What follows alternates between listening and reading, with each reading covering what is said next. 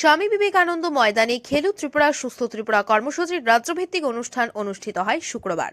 অনুষ্ঠানে দেশের প্রখ্যাত সঙ্গীত শিল্পী সোনু নিগম সঙ্গীত পরিবেশন করার সময় শুক্রবার রাতে ঘটে যায় বড় ধরনের অঘটন।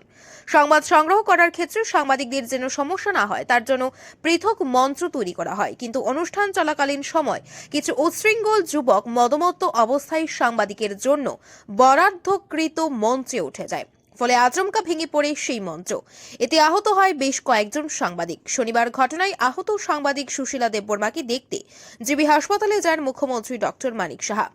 আহত সংবাদকর্মীর চিকিৎসার বিষয়ে যাবতীয় খোঁজ খবর নেন এবং কর্তব্যরত চিকিৎসকের সাথে কথা বলেন মুখ্যমন্ত্রী ডক্টর মানিক সাহা। পাশাপাশি চিকিৎসা সংক্রান্ত যে কোনো প্রয়োজনে সহায়তা প্রদানের আশ্বাস প্রদান করেন তিনি। মুখ্যমন্ত্রী জানান, সুশীলার আঘাত তেমন গুরুতর না হলেও তাকে পর্যবেক্ষণে রেখেছেন চিকিৎসকরা। আশা করা হচ্ছে খুব শীঘ্রই সুস্থ হয়ে বাড়ি ফিরবেন তিনি। কালকে যে সোনু নিগম যে বিখ্যাত গায়ক আমাদের সে প্রোগ্রাম হয়েছে, সেই প্রোগ্রামে ওই যে মাচাটা ছিল সেই মাচা থেকে হঠাৎ করে ভেঙে দু তিনজন যারা সাংবাদিকরা ছিল তো ওরা কিছুটা ইনজিউর্ড হয়েছে, মাইনর। তো একজনের একটু বেশি ছিল, তাও আমি এসে দেখলাম। তো ডাক্তারবাবুরা যা বললো কোনো ফ্র্যাকচার তো নেই, কোনো মানে ভয়ের তো কিছু নেই। তো হয়তো বা ওরা ছেড়ে দেবে, একটু অবজারভেশনে রেখেছে।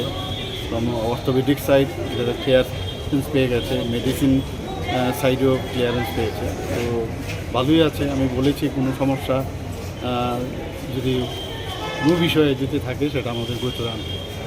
এই ঘটনায় আহত হওয়া সকল সংবাদকর্মীর দ্রুত সুস্থতা কামনা করেন মুখ্যমন্ত্রী। এই ঘটনায় রাজ্য জুড়ে গুঞ্জন দেখা দিয়েছে। Bureau report, Tripura news 8।